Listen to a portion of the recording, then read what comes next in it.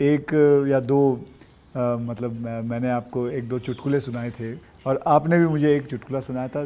तो मैं ये जानना चाहता हूँ कि आपका ह्यूमर अब प्रधानमंत्री बनने के बाद इंटैक्ट है?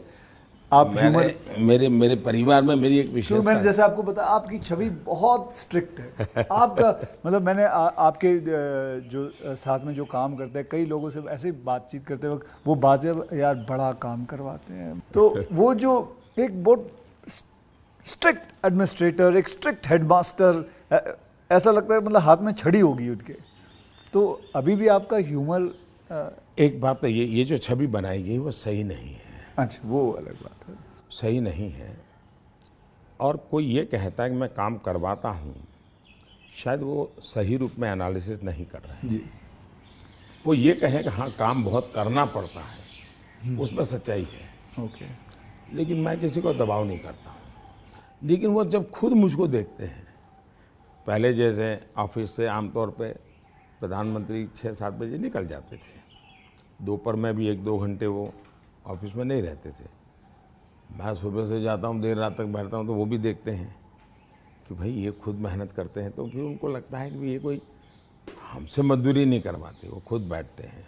तो कोई काम है तो मैं रात को 11 बजे फ़ोन करूँगा, अरे भाई उसका क्या हुआ, तो उनको लगता है कि ये अभी भी काम कर रहा है। तो एक प्रकार से एक टीम का स्पिरिट बन जाता है, एक एक वर्क कल्चर आप डेवलप करते हैं। मेरे आसपास में एक वर्क कल्चर डेवलप होता है और वो मैं खुद काम करता रहता हूँ, उसके कारण होता है। स्ट्रिक्टनेस, डिसिप्लिन थोपने से नहीं आती है, क्योंकि मैंने ह्यूमन रिसोर्स डेवलपमेंट में ही अपनी ज़िंदगी खपाई है।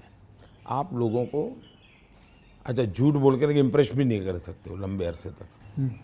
वो सब देखते हैं आपको कि या बात ऐसी करते हो, करते ऐसे हो।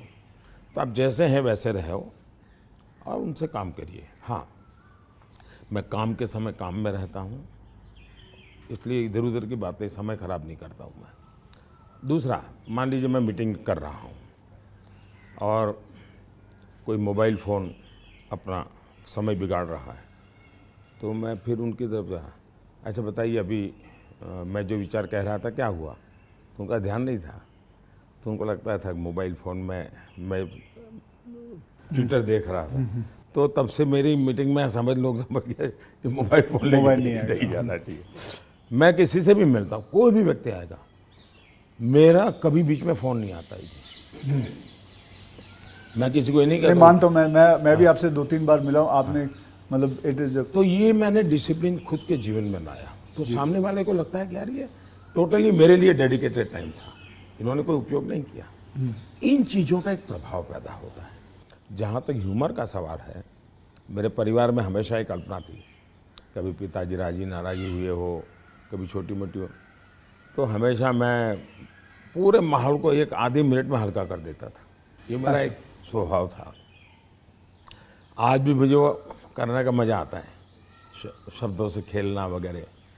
पर अब क्या हो गया है जी, हर चीज़ के अलग अर्थ निकाले जाते हैं, आधा अधूरा वाक्य उठा करके उछाल दिया जाता है। तो अब डर लगता है कि